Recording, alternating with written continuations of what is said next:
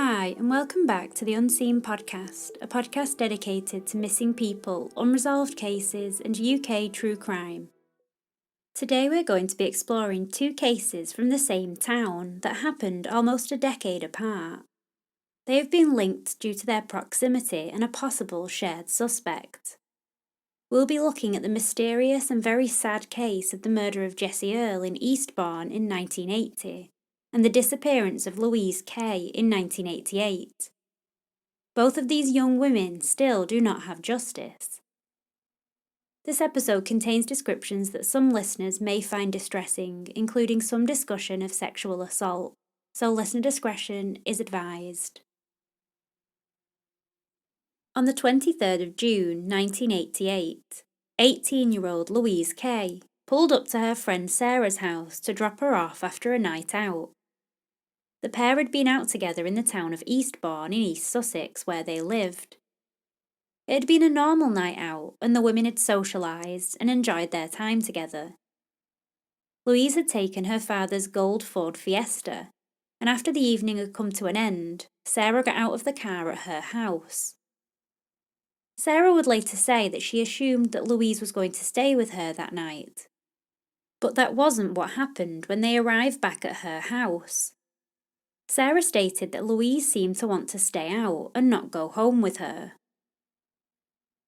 Sarah said she tried to convince her to stay, but Louise was adamant that she wanted to stay out and told her that she was going to sleep in her car at Beachy Head. Beachy Head is a chalk headland and has the highest chalk cliff in the UK. It's a popular spot for tourists, walkers and residents. This struck Sarah as odd, however there was little that she could do to persuade her friend to stay with her, and she watched as Louise drove off in her dad's car. Louise had not returned to her home the next day, however there wasn't an immediate concern. She had stayed with friends before and it wasn't unheard of after a night out. Her dad, Paul, recalled that he had last seen her at the end of the garden path at around 9 p.m. the night before as she waved goodbye. He had no reason to suspect that anything was out of the ordinary. He said that she was high-spirited, so happy, and it was all quite normal. Louise's mum Sylvia was also not unduly concerned about Louise. That was until her friend Sarah, who she'd been out with the night before, turned up at her workplace. Sarah explained to Sylvia what had happened the night before, telling her that they had left the Roxy nightclub in Eastbourne at around 2 a.m. and that Louise had dropped her off. She then relayed what Louise had told her and her decision to not stay. This changed everything, and it was clear when Louise still hadn't returned at the end of that day that something was wrong. This wasn't usual for her, and the circumstances that she seemed to have disappeared in caused her family alarm. Police were called in as time passed and Louise had still not returned.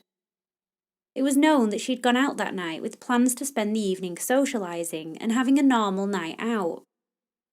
This seemed to have been what happened until Louise decided not to stay the night at Sarah's and go to the area of Beachy Head. As Louise was driving her dad's Ford Fiesta, police were hopeful that they would be able to locate her car, and of course, her family were also hopeful that they would find Louise.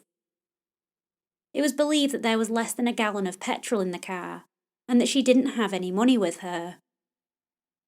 If she had gone somewhere, it was clear that she wasn't planning on being away for long.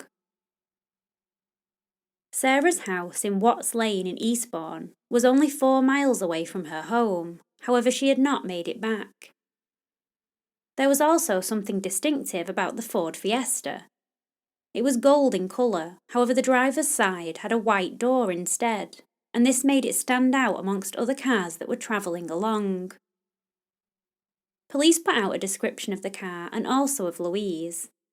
She was described as being 5 feet 6 inches tall, slim with short fair hair, and at the time she went missing, she was wearing a white t-shirt, grey trousers, brown shoes and was carrying a black handbag. The car was described as a gold Ford Fiesta with a white driver's door and the registration number RFG 740R. It was hoped that by distributing this description, someone would come forward with information. Police conducted searches of the general area, believing they would at least find the distinctive Ford Fiesta. The longer that the searches continued, the possibility of finding Louise and her car began to diminish. How could they both simply vanish into thin air? No trace of her nor the vehicle was recovered in the searches, and tips that came in didn't lead to anything concrete. Louise's family were distraught by the fact that nothing of note had been found, and that Louise really had just disappeared. Months passed by, and as Christmas 1988 approached, her family had to consider Christmas without their little girl. Paul, Louise's father, spoke to the Sun newspaper that December, explaining how the family were coping. He stated, "You think of all the worst, then you have to switch off and think of all the positive. But that only lasts so long. There are some days, I have to admit, when I think that she's dead."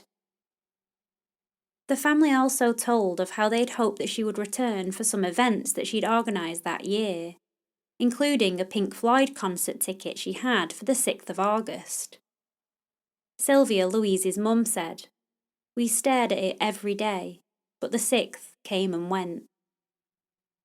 Her mum also said that her dog Ben would have gone with her if she decided to leave of her own accord, saying, "She always swore that if she went away, he would go with her."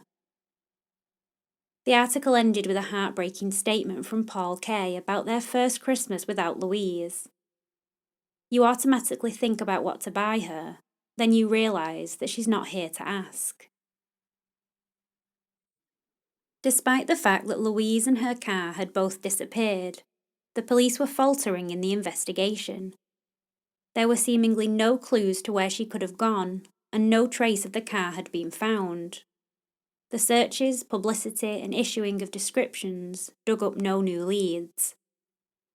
Her friends and family were at a loss to where she could have gone. With little petrol and no money on her, it was clear that she was not prepared to disappear of her own accord. The case was suspicious, and it looked as though foul play was involved. Her mum Sylvia and the family continued on with their own investigation, and she kept a detailed diary of everyone that she spoke to and everyone that she contacted. As Louise's case was still unfolding and the investigation ongoing, another event occurred at Beachy Head, the area that Louise had said she was travelling to when she disappeared.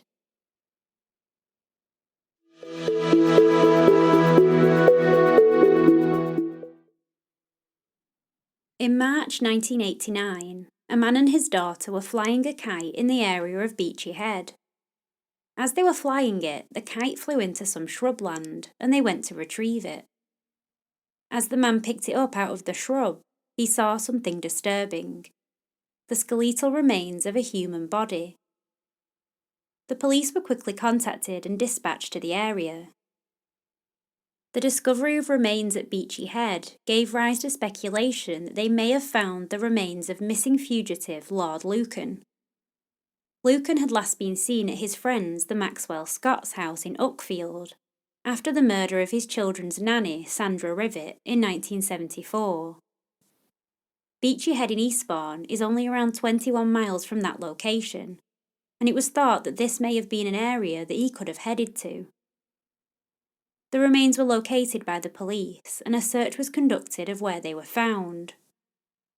As the remains were skeletal, the police were initially unaware of the gender of this person, or the circumstances of their death. As there was very little to point to the detectives towards an identification at the scene itself, they had to turn to dental records to help. The teeth were analysed, and through the records an identification was made at the end of March that year. The remains were identified as 22-year-old Jessie Victoria Earl, and unbelievably she'd been missing at that point for almost 9 years. In 1980, Jessie had been living in Eastbourne and was attending Eastbourne College of Art and Design. She was living at a bedsit in Upperton Gardens in the town, and it was this bedsit that she never returned home to. On May the 15th, 1980, Jessie disappeared and was never seen again. Her parents John and Valerie were immediately concerned that she'd just vanished without saying anything to them. They informed the police at the time of her disappearance. However, it wasn't until around 2 weeks after she went missing that Jessie was officially listed as a missing person. During the initial missing person investigation, there wasn't much to go on in terms of evidence. However, they did have a sighting of her on the afternoon before she went missing. An elderly neighbour of Jessie's had seen her returning from the doctor's. However, what happened after this point was unknown to the detectives. Jessie's parents frantically tried to contact anyone they could that might be able to help with the search, and distributed flyers with her description on.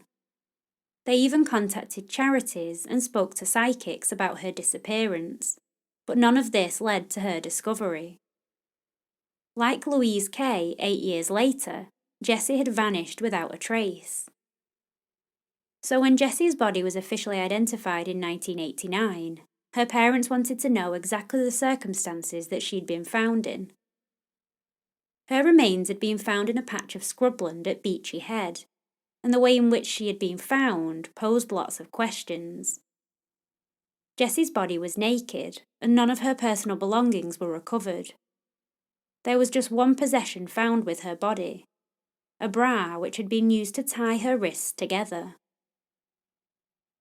This feature of her death was very odd, and raised some red flags to those that heard about it. The post-mortem conducted on Jessie's remains didn't answer many of the questions that her family had about what happened to her. The post-mortem ruled that the cause of death was unascertainable. An inquest was ordered into the death, however, despite the ruling of the post-mortem, for many it did appear to be suspicious. The inquest looked at the evidence collected, and the ruling was just as unresolved as the post-mortem. An open verdict was announced in Jessie's case, meaning that they couldn't come to a conclusion about what had happened to her. For her family, the way in which she was found with the bra tied around her wrists pointed to foul play, and the open verdict was not what they had hoped for. There was also the fact that Jessie's belongings had never been found and were not with her body. A silver ring, a watch, an asthma inhaler, and a brown leather bag were never recovered. The ring and watch she was known to wear daily. If her death hadn't been the result of murder, then where were these things? John Earl, Jessie's father, said to the media at the time that suicide had been ruled out, but that he couldn't exclude murder. He stated about the possibility of murder. If so, it would all depend on a voluntary confession or somebody turning in new evidence. The police have been extremely thorough and interviewed witnesses that they last spoke to 9 years ago. The fact that an open verdict was reached and that no official resolution was given in Jessie's case caused her family more heartache, and the not knowing what actually happened to her was a source of agony. Jessie's parents knew that there was more to her death and were sure that it was murder. The open verdict was recorded on Jessie's death certificate, and her parents were unhappy with this resolution. In an interview in 2020, John and Valerie stated, "From the moment I saw that death certificate, I thought, this is not fair to our daughter. I thought that we must get it altered, and this is what we've been living for since." Jessie's case continued to be treated as suspicious, however was not listed as murder at that time. As time passed, her family continued to search for answers as to what actually happened, and throughout the 1990s fought for renewed interest in her case. In 2000, Sussex police responded to criticism that they'd received from Jessie's family during the previous decade and reassessed the case. They conducted fresh inquiries into several aspects of the case, including re-looking at the forensic and pathological evidence, the crime scene, and witness statements. After this reinvestigation, the police force decided to record Jessie's death as being as a result of murder. This was a big breakthrough in the case. However, for Jessie's family, it just confirmed what they already knew. Jessie had been murdered, and they didn't know who had committed it. While the police investigation now listed Jessie as a murder victim, the open verdict of the coroner's inquest still stood, and it's reported that the coroner rejected the suggestion that a new inquest should be conducted at the time. It appeared that both the cases of Louise Kay and Jessie Earl had reached a standstill, with Louise still missing and Jessie's in a state of limbo with an open verdict still being listed. In 2016, both cases would once again hit the headlines and be seen by a whole new generation of people when they were featured in the ITV documentary series The Investigator, a British crime story, presented by former police officer Mark Williams-Thomas. In this series, both cases are looked at with some relation to each other, due to the proximity that they both occurred. While happening 8 years apart, both Louise's disappearance and Jessie's murder happened in Eastbourne. This link between the two cases was definitely an interesting one, and the similarity in the two young women's ages could not be ignored. Mark Williams-Thomas conducted fresh investigations into Louise's disappearance and discovered some new and potentially important information. Through Louise's mum Sylvia's detailed diary of her own investigation, Williams-Thomas found out that a Scottish man had reportedly given Louise some money for petrol at the beach, and so the car that she was driving may have had more petrol in it than originally thought. He also highlighted a possible link between Louise's case and the Scottish serial killer Peter Tobin. Peter Tobin has been convicted of the murders of 3 women, Dinah McNichol, Vicky Hamilton and Angelica Cluck, as well as rape. In 1994, he was convicted of the rape of 2 14-year-old girls in Hampshire, as well as stabbing them and then turning on gas taps to leave them for dead. They both survived and were able to tell police what had happened to them. Tobin was convicted and served 10 years of a 14-year sentence. Tobin again came up on the police's radar in 2006 when he became a suspect in the murder of Angelica Cluck in Glasgow. Angelica had been found under the floorboards of the presbytery at St Patrick's Church. She had been beaten, raped and stabbed before being placed under the floorboards. Tobin became a suspect when they realised that he'd been working at the church as a handyman, using the name Pat McLaughlin. He had used this alias as he was trying to stay under the radar from police. He had been placed on the sex offenders register after the attack in 1994 and had moved to Paisley in Scotland without permission. After Angelica's murder, Tobin had fled to London and checked himself into a hospital under the false name James Kelly. It didn't take long for police to apprehend him for the murder of Angelica Cluck. After Tobin's murder conviction, police forces across the country began to consider that this may not have been his only murder, and they needed to expand the search, focusing on missing women across the UK. Operation Anagram was launched, with forces across the country searching for any connection to Tobin. This included searches of his former homes. Tobin had lived in many locations across the country, and these were now a focus of the investigation. On the 14th of November 2007, Lothian and Borders Police made a discovery at 50 Irvine Drive in Margate in Kent. The remains of a young woman had been found in the garden of the property, and she was confirmed as being 15-year-old Vicky Hamilton, who had disappeared on the 10th of February 1991. She had been waiting for a bus in Bathgate in Scotland to go back to her home in Falkirk, but she was never seen again. At the time of her disappearance, Tobin lived in Bathgate, but moved to Irvine Drive a few weeks after Vicky disappeared. It was evident now that after murdering Vicky, he had transported her body down to Margate and then buried her at his new home. This idea was horrifying enough. However, more would be recovered at 50 Irvine Drive. Just 2 days later, forensic investigators found another body in the garden. This time, it was the body of 18-year-old Dinah McNichol, who had vanished after coming home from a music festival in Hampshire. She took a ride with her male friend from a man, and after her friend got out first, Dinah was never seen again. The fact that her body was then found in Tobin's garden connected him very strongly to her disappearance and murder. Tobin was arrested and convicted of both of the murders. It was clear that he was a calculating serial killer who planned his attacks and had no qualms about hiding and concealing his crimes. Police, therefore, were not convinced that they'd discovered the extent of his murders. They continued to look into other missing people and unsolved murders that may be connected to him. Louise's disappearance was considered as being one of these cases, as Operation Anagram discovered that Tobin was actually working at a hotel in Eastbourne at the time of her disappearance, so was known to be in the area. In the documentary The Investigator, a British crime story, Mark Williams-Thomas also explains there was another strange connection. It was known that Tobin was also selling a hand-painted car around this time. This was an interesting link, as Louise had disappeared with her car, and it had that distinctive white door that didn't match the rest of the gold Ford Fiesta. This car was never found, and so Tobin's link to a car in the area of Eastbourne was something that needed to be considered.